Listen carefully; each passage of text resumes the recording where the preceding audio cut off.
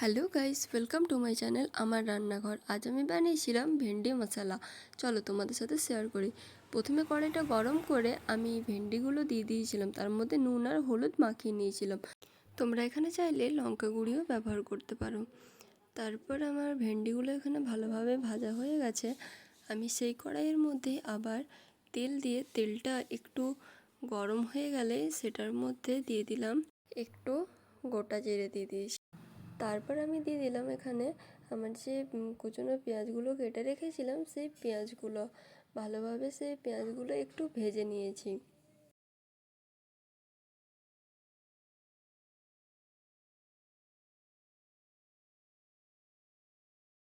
পেঁয়াজগুলো যতক্ষণে ভাজা হচ্ছে আমার ভালো করে, আমি ততক্ষণের মধ্যে একটা বাটিতে জল নিয়েছি।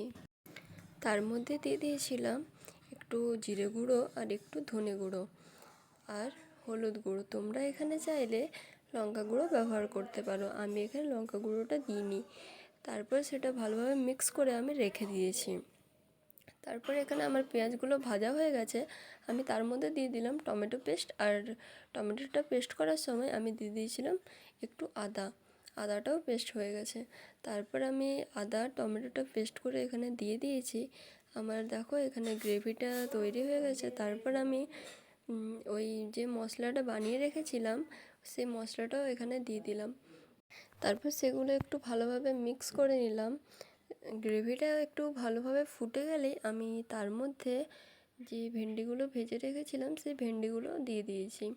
ভেন্ডিগুলো দিয়ে তারপর আমি একটু ভালোভাবে মিক্স করে নিয়েছি, কারণ ভেন্ডিগুলোর মধ্যে তাহলে ভালোভাবে মশলাটাও চলে যাবে।